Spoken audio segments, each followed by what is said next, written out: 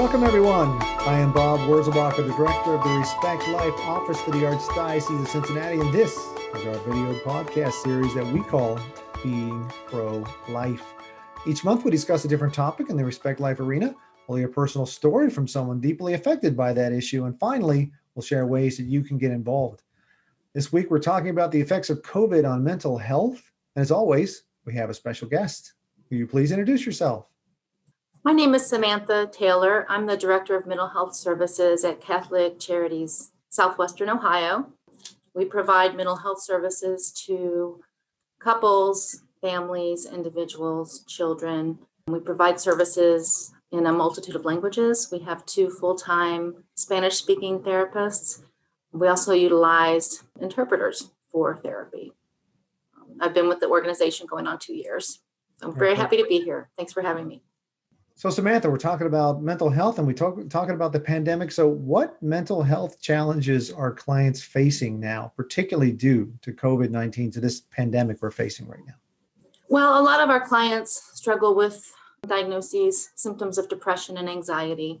So given the pandemic, anyone who already had that predisposition is struggling even more now due to factors that they can't control often. And just the sense of isolation. So many of us are working from our homes, those of us who are lucky enough to. But a lot of our clients have lost jobs and they have children at home. And then suddenly the pandemic hit and they really haven't had maybe the same outlets and the same opportunities for coping that they had in the past. So it's been a big change and a big hardship for a lot of people. So maybe some quick examples. If you've lost your job, that can be difficult. People have a whole different situation they're dealing with, working with home if they can be working, right? Which is a whole different set of issues. Maybe their kids are home, right? From school, perhaps all day. I know in my case, that's what's happening when my wife and I are trying to figure out how to work from home and come into the office as much as we have to and take care of the kids who are now being homeschooled at least this year, and all the stress and anxiety that comes with all of that. So how has it impacted the way people get mental health services?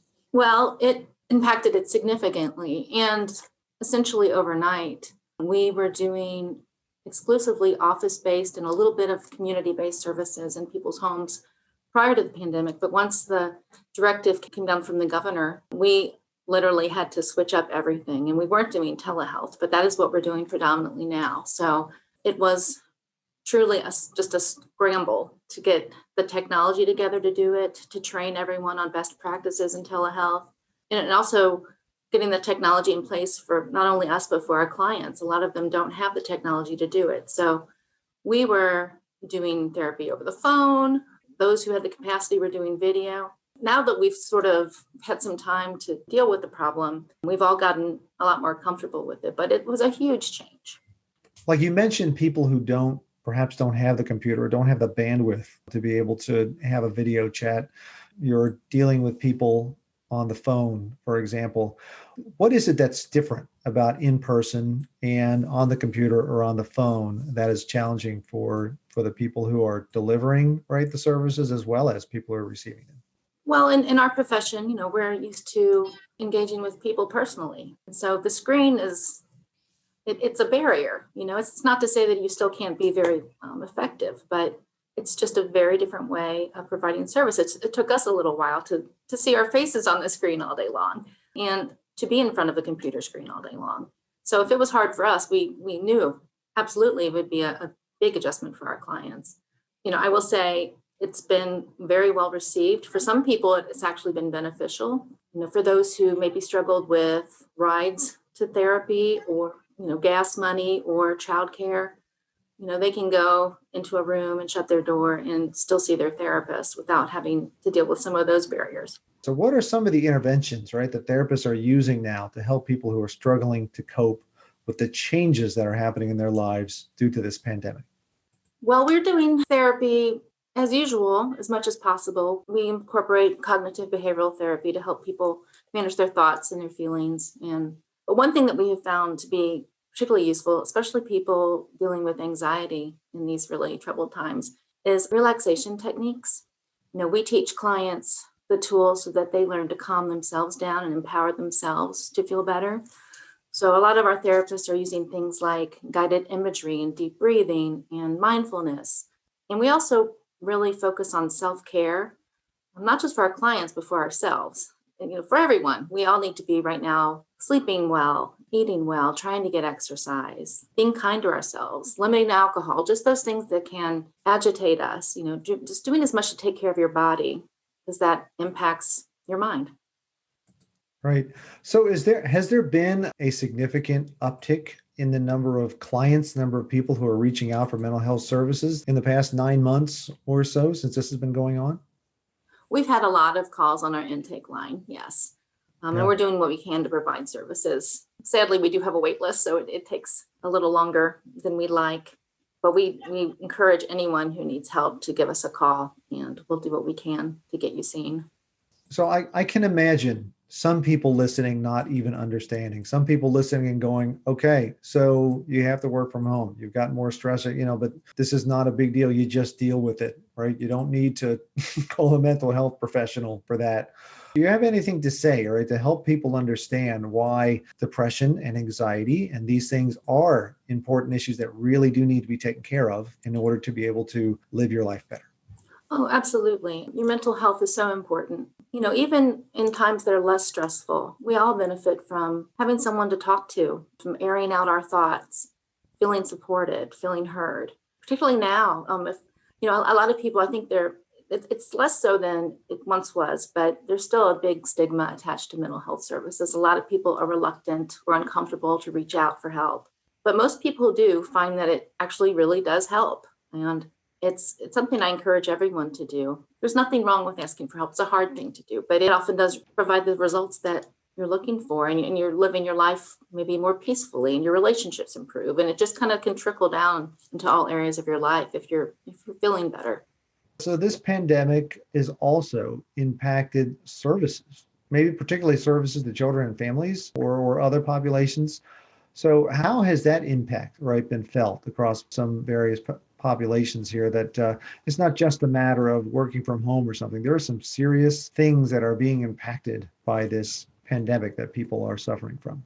Oh, sure. When I think of those special populations you mentioned, I think about children, many of whom are not in school anymore. And depending on the age of the child, telehealth, video therapy isn't always appropriate.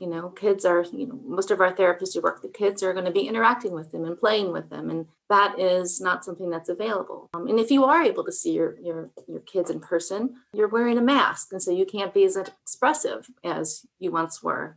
And kids, obviously, they're resilient and they adapt well, but we found that to be a challenge. I would say, too, for some of our folks who maybe have developmental delays, telehealth can be very difficult. Or older people who don't have access or knowledge of technology, that can also be a challenge. So, it's an individualized thing. Some people do very well and others struggle. I will say one thing that our agency has done to help people who don't have access to technology is we've gotten a grant that we are able to provide Chromebooks and hotspots to people who otherwise would not have the access to those services. So Catholic Charities has been extremely responsive in trying to continue our mission. Yeah, that's terrific. That can make a gigantic difference. That people might take for granted how, they say that the technology is there for we can do all things easily, but not everybody has a great internet connection. Not everybody has a decent computer, right? That could show things on video. Let's not forget that. And we need to either try to get those in people's hands or figure out other ways to help give people the services that need. So do you have any advice to anyone listening who might be suffering from a mental health issue, or maybe they don't consider it a mental health issue, but, emotional issues or depression and anxiety, they think, what, maybe I should reach out and get some help? I would recommend that they do just that. Reach out, ask for help. There are lots of community resources out there, lots of agencies who want to help you. And you don't have to suffer alone. I think many of us do. We feel some sort of shame at not feeling well, feeling bad. But mental health professionals are out there. We're still working. We're still doing the services. We will help you figure it out. Even if you're looking at your computer, it still has value. And I would recommend anybody who's struggling to reach out and seek some services and get some help.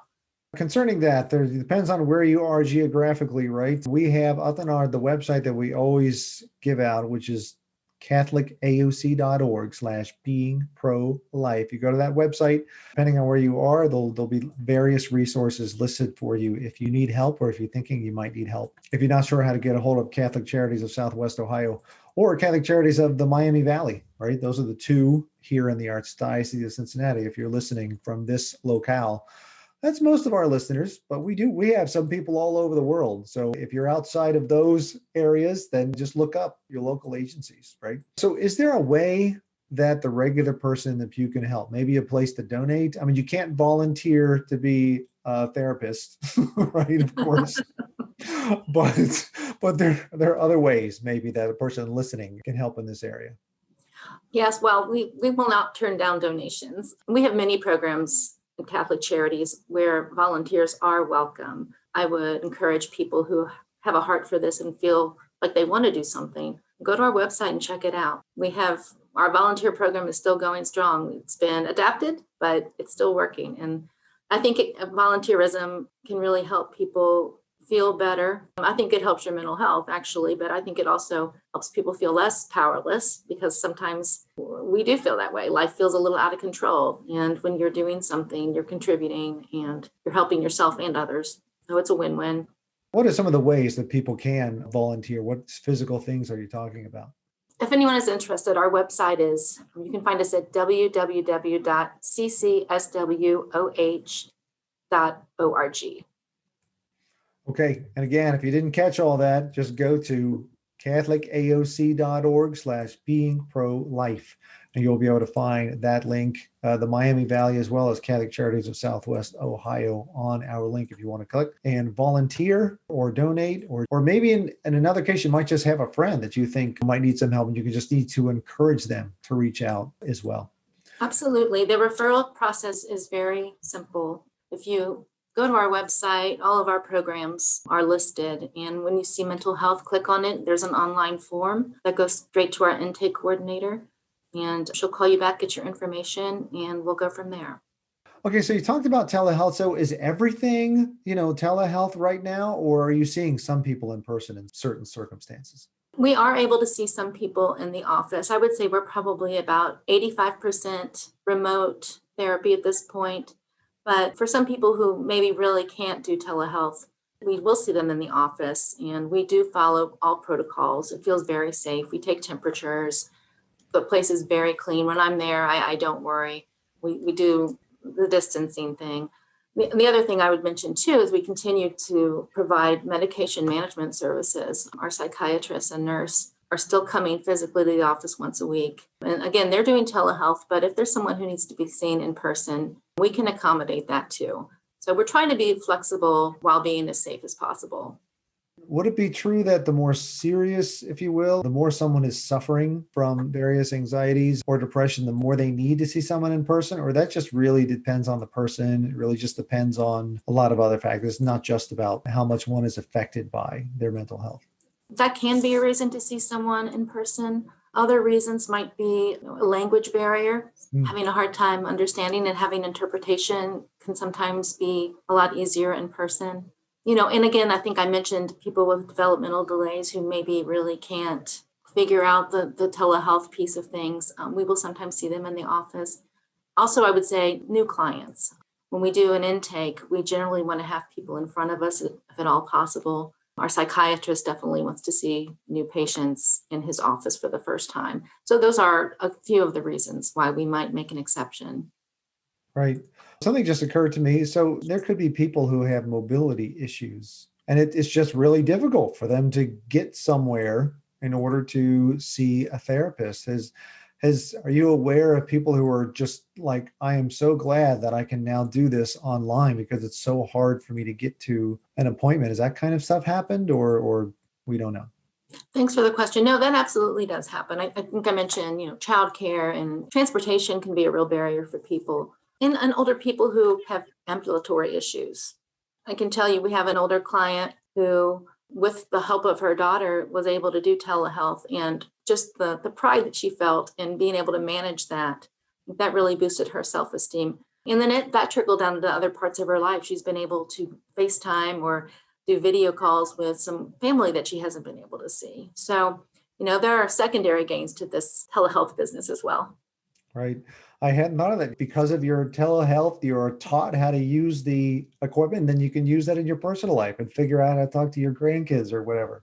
I had to do that with my own mother, right? She's totally learned how to use Zoom and Google Chat and all that stuff, which she never had to use prior to the past 9 months. It's been great to at least have that. It does not compare to seeing her in person, but it's much better than not, right? Seeing her at all.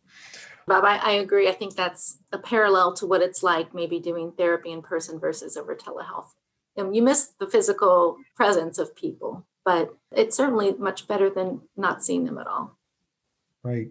Exactly. Thank you for talking with us today about how COVID has affected all of us, how we can better help those most impacted by this pandemic, particularly from a mental health perspective. So thanks for spending time with us today.